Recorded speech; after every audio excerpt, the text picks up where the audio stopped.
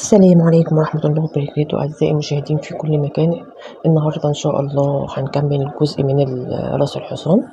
احنا كده خلصنا يعتبر كل راس الحصان كلها، يعتبر كده خلصناها، بس احنا فاضل لنا الشعر بتاع الحصان واللجام أو السيرك، فاحنا هنبتدي نعمله اللجام دلوقتي.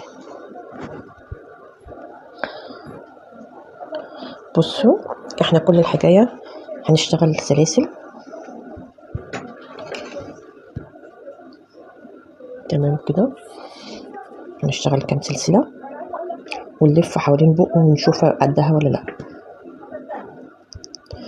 2 3 4 5 6 7 8 9 ادي كده 10. نشوفه طبعا لسه 11 12 13 14 15 16 17 18 19 20 كده. نشوفه كده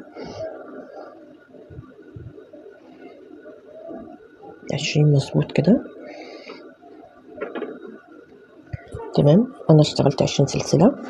اخش هنا واقفلها بغرزة منزلقة، تمام، وندخلها هنا راس الحصان في عند بق الحصان كده، تمام. بعد كده عايزين نعمل ايه كده؟ خلاص كده نقفلها دي.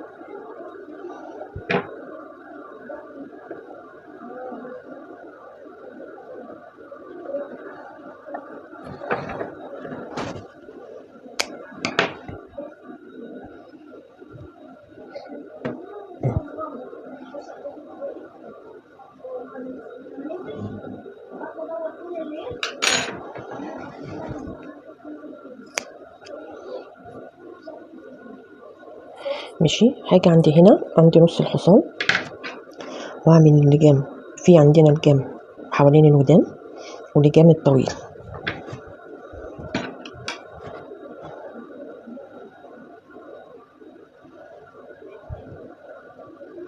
شايفيني كده؟